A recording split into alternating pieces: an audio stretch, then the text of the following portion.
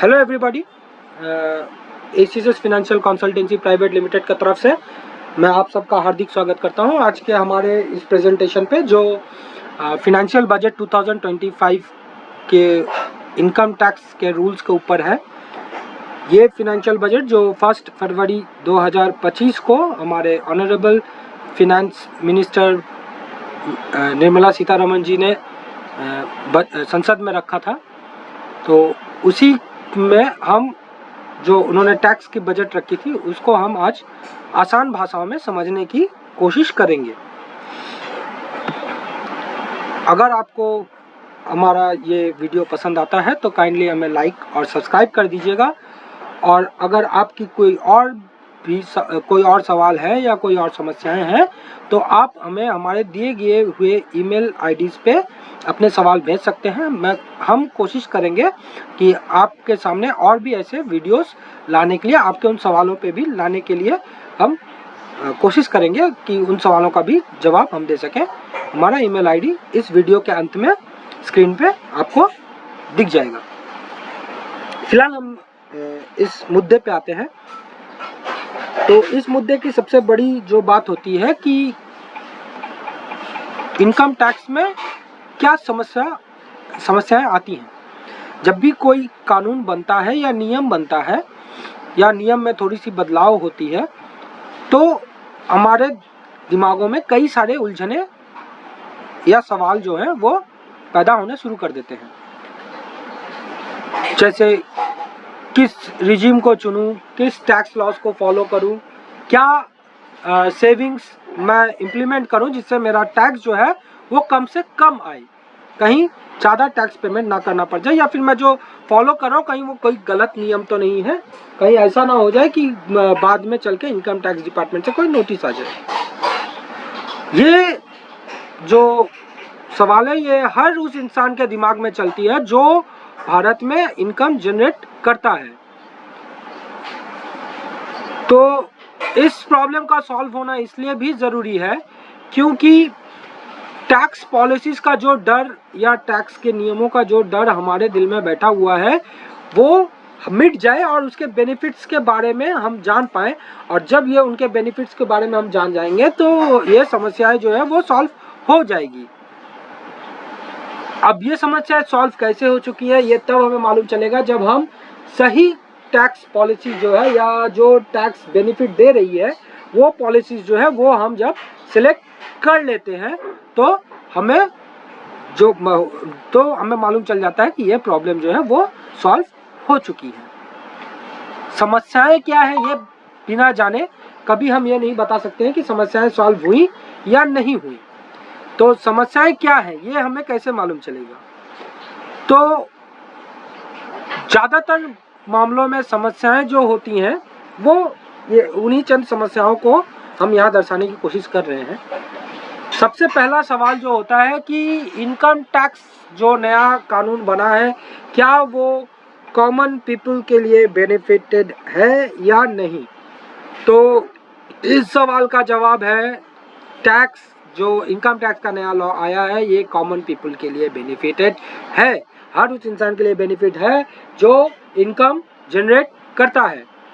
दूसरा सवाल है किस रिजीम को फॉलो करूं, ओल्ड या न्यू।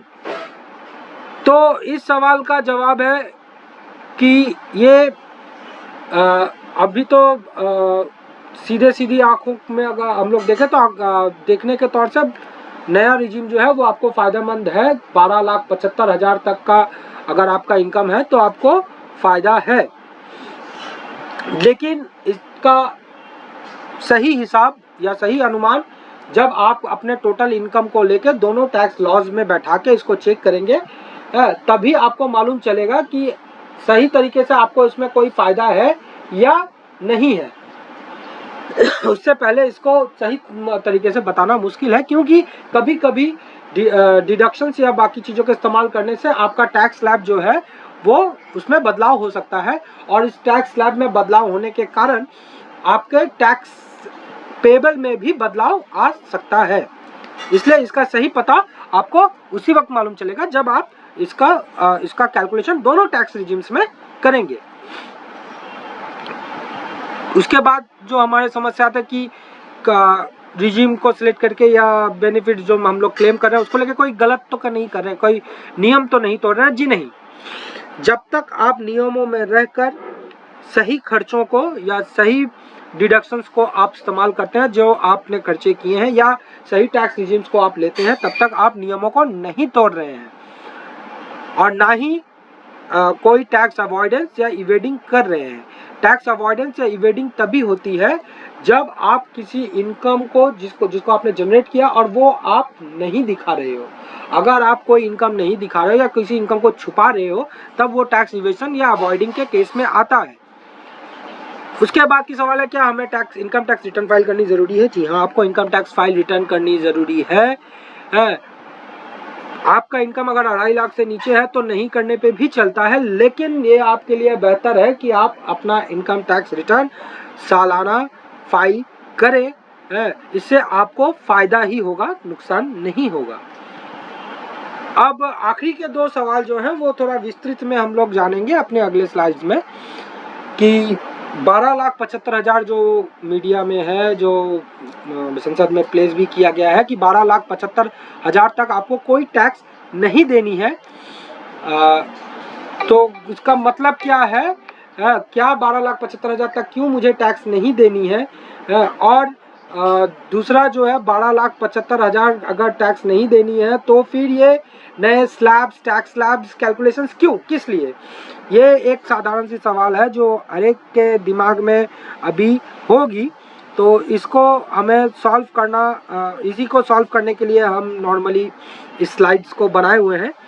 तो आगे चलते हैं, वहाँ हमें मालूम चलेगी कि कैसे नहीं पड़ेगा टैक्स और क्या क्या हम कर सकते हैं। तो यहाँ पे आप देख सकते हैं कि मैंने टैक्स स्लैब्स को 3 हिस्सों में बांटा है, एक ओल्ड रिजीम में, 2 न्यू रिजीम में,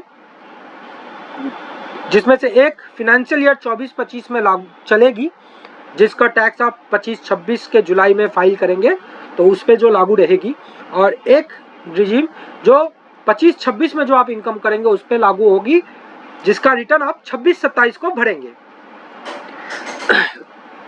इसको समझने के लिए मैंने इस स्लाइड्स को इस हिसाब से तोड़ा है ताकि समझने में आसानी हो कि इस साल आपको कौन सा स्लैब लागू चलेगा।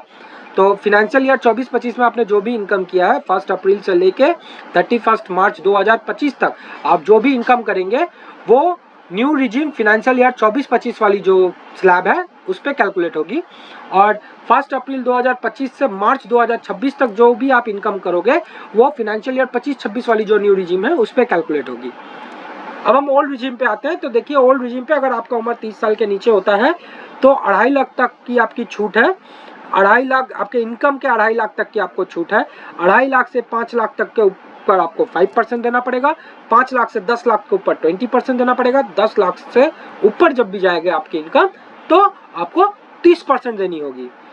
वहीं पे न्यू रिजीम जो फिनेंशियल ईयर 24-25 में लागू है उसमें आपको 3 लाख तक कोई टैक्स नहीं देनी है। 3 से 6 लाख तक 5% देनी है। 6 से 9 तक 10% देनी है, और 9 से 12 तक 15%, 12 से 15 तक 20% और 15 के ऊपर 30%। वहीं पे नए रिजीम जो 25-26 फिनेंशियल ईयर में लागू होगी उसमें 4 लाख तक आपका टैक्स नील है। 4 से 8 लाख तक आपको 5% देनी होगी। 8 से 12 तक 10%, 12 से 16 तक 15%, 16 से 20 तक 20%, 20 से 24 तक 25% और 24 के ऊपर 30%।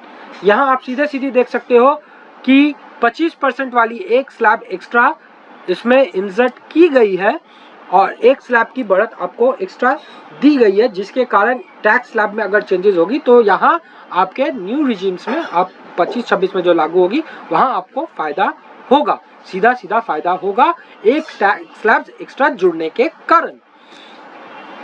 अब आते हैं, देखिए नीचे और भी नोट्स दिए हुए हैं कि जब हम ओल्ड रिजीम में आते हैं, देखिए ऑल द अबव कैलकुलेशन जो मैंने लिखा हुआ है, all the above calculation is on taxable income. ये सारे सबके सारे कैलकुलेशंस जो है वो टैक्सेबल इनकम के ऊपर होगा, जो आपको एलिजिबल डिडक्शन और स्टैंडर्ड डिडक्शंस और एग्जेम्पशंस को घटाने के बाद मिलेगा, और उस वहाँ जो टैक्स छपेगा उसके ऊपर 87A आपका माइनस होगा, जो 12,500 का छूट मिलेगा ओल्ड रिजीम में। फर्क के अनुसार आपको अगर समझाने के लिए मैं बताऊं, सपोज आपकी इनकम 10 लाख की है, तो उस इनकम के पहले 2.5 लाख तक आपको कोई टैक्स नहीं देना है। 2.5 लाख से 5 लाख तक के ऊपर आप 5% देंगे, जो 12,500 रुपया का आता है। 5 लाख से 10 लाख तक का देंगे, जो आपका जिसपे सीधा सीधी टैक्स 1 लाख का आता है, तो टोटल टैक्स होता है 1,12,500। यहाँ पे आपको 12,500 का कोई भी रिबेट नहीं मिलेगा, क्योंकि आपका total income total taxable income 5 lakh के नीचे नहीं है। याद रखिएगा, 12,500 का रिबेट 87A के अंदर तभी मिलता है जब आपका टोटल टैक्सेबल इनकम 5 लाख के नीचे हो। टैक्सेबल इनकम हम किसको कहते हैं? टैक्सेबल इनकम में आपके जितने भी डिडक्शंस है, टैक्स सेविंग डिडक्शंस है, उन सबको घटाने के बाद जो इनकम आता है, स्टैंडर्ड डिडक्शंस को घटाने के बाद जो इनकम आता है, वो टैक्सेबल इनकम है। और ये नियम आपके तीनों जो आप स्लैब देख रहे हैं, तीनों पे ही लागू होगा। अब आते हैं न्यू रिजिम फिनेंशियल ईयर 24-25 में। तो यहाँ पे देखिएगा स्लैब्स जो हैं, स्लैब्स के नीचे मैंने लिखा हुआ है कि यहाँ पे कोई भी डिडक्शंस आपको या एग्जेम्पशंस आपको अलाउड नहीं है, सिवाय स्टैंडर्ड डिडक्शन जो 75,000 का है, और 80 CCD2 NPS एम्प्लॉयर कंट्रीब्यूशन जो 14% of basic plus DA, 14% of salary basic plus DA पे आपको मिलता है। और रिबेट 87A 25,000 सिर्फ और सिर्फ अगर आपका इनकम 7 लाख के नीचे हो तभी मिलेगा, उससे पहले नहीं मिलेगा। न्यू रिजिम जो 25-26 में लागू होगा, उसमें भी आपका स्टैंडर्ड डिडक्शन 75,000 ही रहेगा, कोई डिडक्शन अलाउड नहीं है। 80 CCD NPS एम्प्लॉयर कंट्रीब्यूशन मिलेंगी। 14% of your salary basic plus DA वो आपको मिलेगा। Rebate 87A 60,000। यहाँ पे समझने वाली बात है, 60,000 ये आपको मिलेगा अगर आपकी इनकम 12 लाख के नीचे होती है। अब यहाँ पे सवाल आता है 12 लाख के नीचे कैसे? अब सरकार ने तो बोली है 12,75,000 तक कोई भी टैक्स नहीं देना है। तो यहाँ ध्यान देने वाली बात है कि अगर आपकी इनकम 12,75,000 है तो स्टैंडर्ड डिडक्शन पहले आप उसमें से घटाएंगे, जो घटाने के बाद आएगी आपकी इनकम 12 लाख। अगर ये 12 लाख आपकी इनकम होती है तो इस 12 लाख में से जो टैक्स कैलकुलेशन करने के बाद इस स्लैब के अनुसार आएगा वो है 60,000 का टैक्स। वो 60,000 का टैक्स आपका रिबेट 87A में छूट मिलेगी, क्योंकि 75,000 माइनस करने के बाद आपका जो टैक्सेबल इनकम है वो 12 लाख आ रहा है। तो इसी हिसाब से ये बताया है मैंने कि 12 लाख पे आपको जो रिबेट 87A मिलेगी अगर आपका इनकम 12 लाख के नीचे होता है। 12,75,000 के नीचे नहीं, 12 लाख के नीचे होता है। तो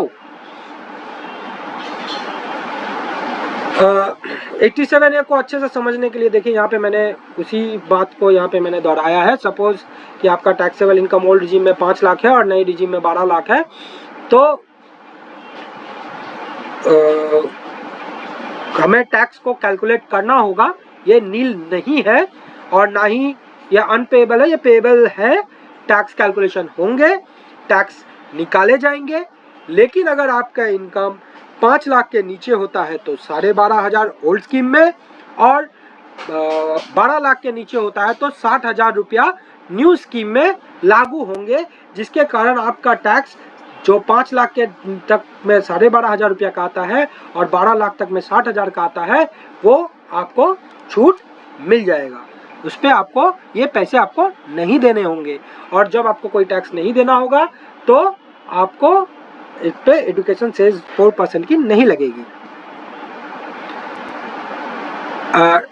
दूसरा सवाल जो हमारे दिमाग में आता है कि टैक्सेबल इनकम किसको कहते हैं।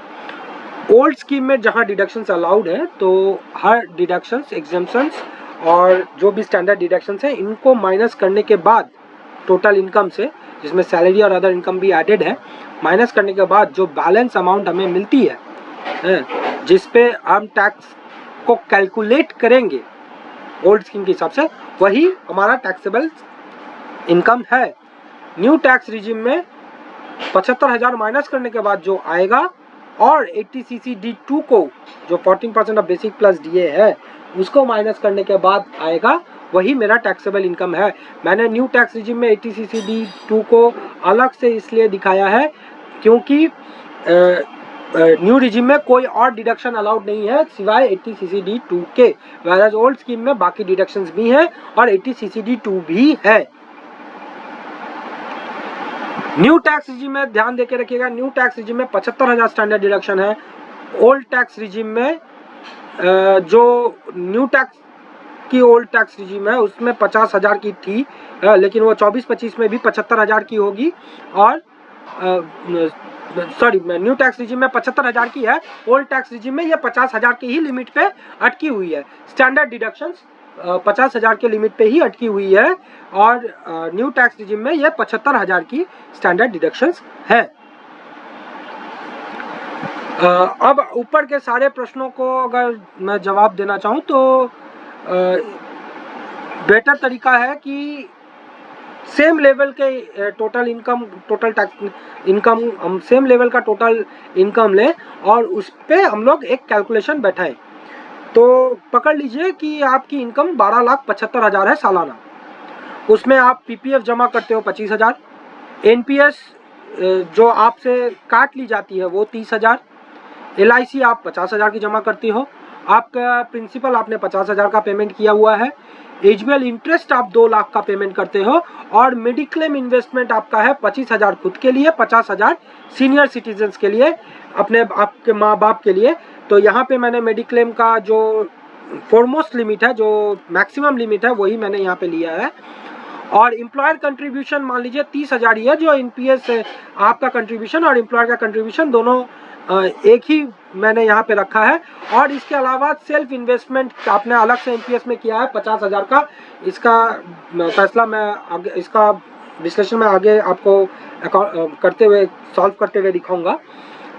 और पकड़ लेते हैं आपकी उम्र जो है वो 30 साल की है, 30 साल मैंने एक बेसिक उम्र पकड़ के चल रहे हैं हम लोग।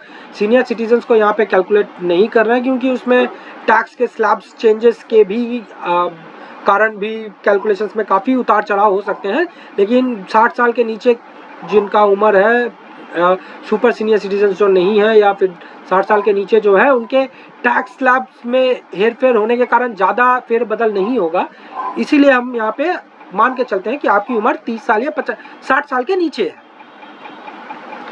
तो यहाँ पे आप देख सकते हैं कि मैंने दोनों टैक्स रिजिम्स को कैलकुलेट किया हुआ है 26-27 असेसमेंट ईयर के हिसाब से, मतलब फिनेंशियल ईयर 25-26 में जो आपका इनकम होगा उसके बेसिस पे ही मैंने इसको कैलकुलेशन किया हुआ है ताकि हम नए टैक्स स्लैब्स को समझ सकें। जैसे मैंने बताया ग्रॉस टोटल इनकम मान लीजिए 12,75,000 है, इसमें आपका सब रकम का इनकम, कैपिटल गेन हो, बिजनेस इनकम हो, हाउस प्रॉपर्टी हो, सैलरी हो, इनकम फ्रॉम अदर सोर्सेज जैसे डिविडेंड हो, इंटरेस्ट हो, सब जुड़ा हुआ है।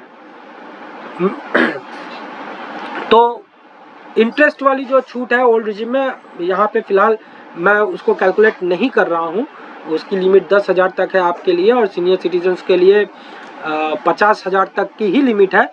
वहाँ पे आपने देखा होगा कि लिखा हुआ है कि 1 लाख तक इंटरेस्ट में टीडीएस की छूट है, वो एक्चुअल 1 लाख तक बैंकों के लिए छूट है कि वो 1 लाख तक टीडीएस नहीं काटेंगे अगर आप सीनियर सिटीजन हैं, 50,000 तक काटेंगे, लेकिन इनकम टैक्स में सिर्फ आपको 50,000 तक की ही छूट है, 1 लाख की नहीं है। 10,000 तक के नॉन सीनियर सिटीजन के लिए है। तो फिलहाल हम लोग इस पे आते हैं। मान लीजिए आपके सब इनकम, कुल इनकम 12,75,000 है, स्टैंडर्ड डिडक्शंस आपको सिर्फ 50,000 की मिलेगी, एज जो आपके सैलरी इनकम से ही डिडक्ट होगी, किसी और इनकम से 50,000 रुपये डिडक्ट नहीं होती है। ये स्टैंडर्ड डिडक्शन सिर्फ और सिर्फ सैलरीड पर्सन के लिए है, इसलिए अगर आप सैलरीड पर्सन हो तो ये 50,000 आपके इससे डिडक्ट होगी। इसके अलावा आपका एचबीएल इंटरेस्ट जो मैंने लिखा था 2 लाख की है, 2 लाख भी आपकी माइनस होती है, तो आपका इनकम आके खड़ा होता है टोटल इनकम 10,25,000, जिसमें से पीपीएफ, एनपीएस एम्प्लॉय कंट्रीब्यूशन जो 80 एम्प्लॉय कंट्रीब्यूशन जो 80 CCD1 पे आती है, एलआईसी, एचबीएल प्रिंसिपल, ये सारे मिला के आपके होते हैं 1,55,000, लेकिन आपको डिडक्शन मिलेगा 1,50,000 का, सिर्फ 1,50,000 का ही डिडक्शन आपको मिलेगा। एनपीएस एम्प्लॉय कंट्रीब्यूशन आपको 30,000 की मिलेगी और मेडिक्लेम आपको 75,000 तक का ही मिलेगा। मैक्सिमम लिमिट 25 और 50 मिलाकर 75,000 का, जिसमें आपका टैक्सेबल इनकम आके खड़ा होता है 7,15,000 या 7,20,000 के करीब। तो 7,15,000 अगर खड़ा होता है तो आपका टैक्सेबल इनकम 2.5 लाख के टैक्स स्लैब के हिसाब से 55,500 है।